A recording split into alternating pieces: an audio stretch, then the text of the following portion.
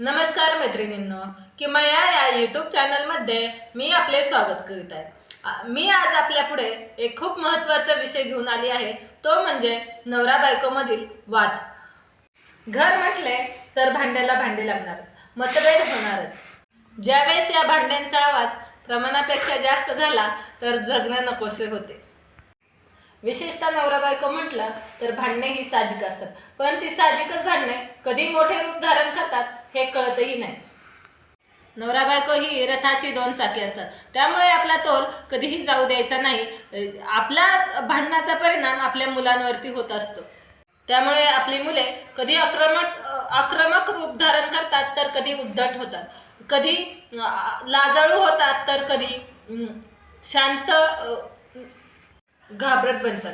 बऱ्याच घरामध्ये नवरा बायकोचे पटत नसल्यामुळे चिंता वाढत जाते, मानसिकता बरोबर वाटत नाही आणि चिंताही वाढत जाते, कशाचीच रुची वाटत नाही। हळूहळू प्रेम कमी व्हायला लागते आणि दुरावा निर्माण होतो। म्हणून नेहमीच आपण संयमाने वागायचे असते। ज्यावेळेस नवरा रागात असेल त्यावेळेस बायकोने शांत घ्यायचे असते, तर बायको ज्यावेळेस रागात असेल त्यावेळेस नवऱ्याने शांत घ्यायचे असते। उगाच वाद घालत बसू नये, यामध्ये मोठेपणा कोणाचाच नसतो। त्याचंच का मनस्ताप करून घ्यायचा। एकमेकांना सांभाळून घेणे म्हणजेच जीवन असते। एकमेकांना काही घरामध्ये स्त्रियांना मन मारून जगावे लागते, तर काही घरामध्ये अशी ही परिस्थिती आहे की पुरुषांनाही मन मारून जगावे लागते। पती पत्नीमध्ये वाद होतात तर आपल्याला यावरती काय करायचे आहे।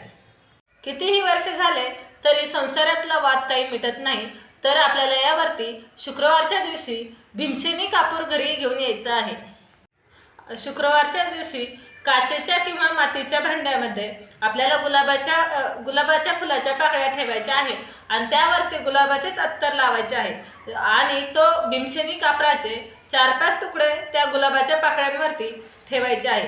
ती वाटी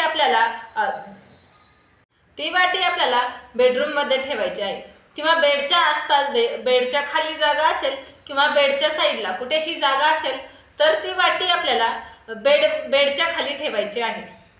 8 दिवस किंवा 15 दिवस ती वाटी तशीच ठेवायची आहे।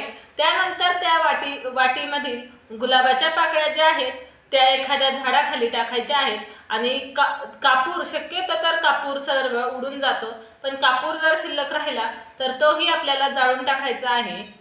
अशी ही रेमेडी तुम्हाला 3 ते 4 महिने करायची आहे। ही 3 ते 4 महिने रेमेडी केल्यामुळे आपल्या नात्यामध्ये गोडवा निर्माण होतो। पती पत्नीमध्ये सतत वाद होत असतील तर शुक्रवारच्या दिवशी आपल्याला लक्ष्मी मातेची पूजा करायची आहे। लक्ष्मी मातेची पूजा केल्यानंतर आपल्याला लक्ष्मी मातेला सिंदूर अर्पण करायचा आहे आणि तो सिंदूर आपल्याला आपल्या भांगामध्ये भरायचा आहे। यामुळे आपल्या पती पत्नीमध्ये जो काही वाद असेल तो कमी व्हायला सुरुवात होते। आपल्या घरामध्ये जे लक्ष्मी मातेचा फोटो किंवा मूर्ती असेल किंवा कुलदैवतेचा फोटो किंवा मूर्ती असेल, त्याला आपण जे पूजा करताना कुंकू लावलेले असते ते कुंकूही आपण दुसऱ्या दिवशी पूजा उचलण्याच्या आधी ते कुंकू आपल्या कपाळावरती लावायचे आहे। लक्ष्मी मातेच्या चरणांपासले आणि कपाळावरील कुंकू आपण लावल्यामुळे आपल्यामधील खूप सकारात्मक बदल होतात आणि आपल्या नातेसंबंधही चांगले सुधारण्यास मदत होते, आपले सौभाग्यही वाढते।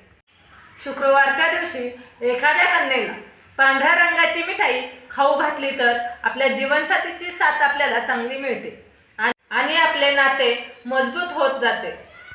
पती पत्नीमध्ये वाद होत असतील तर आपल्या बेडरूममध्ये आपण एक पोपटाच्या जोडीचा फोटो किंवा पेंटिंग आपल्या बेडरूममध्ये लावावी किंवा लोवर्ड्स असतात त्याचेही जोडीचा फोटो आपल्या बेडरूममध्ये लावावी। असे केल्याने आपल्यामधील प्रेम वाढते। पती पत्नीचे नाते हे खूप छान नाते आहे। कोणत्याही वेळी आपल्याला साथ मिळते ती म्हणजे आपल्या नवऱ्याची किंवा आपल्या बायकोची। ही साथ म्हणजे कोणताही वेळ असो, कोणताही काळ असो, पण ही साथ म्हणजे एकदम मजबूत अशी साथ असते। या साथीमुळेच कोणत्याही परिस्थितीमध्ये आपण एकमेकांना समजून घेतो, संसार म्हणतात। या संसारामध्ये सुख आणि दुःख हे दोन्हीही असते। ज्यावेळी आपली माणसे आपल्या बरोबर असतात असतात त्यावेळी त्याचा आपल्यावरती जास्त परिणाम होत नाही. एकमेकांना वेळ द्या, एकमेकांची काळजी घ्या, याला संसार असे म्हणतात. यासारखे दुसरे सुख नाही.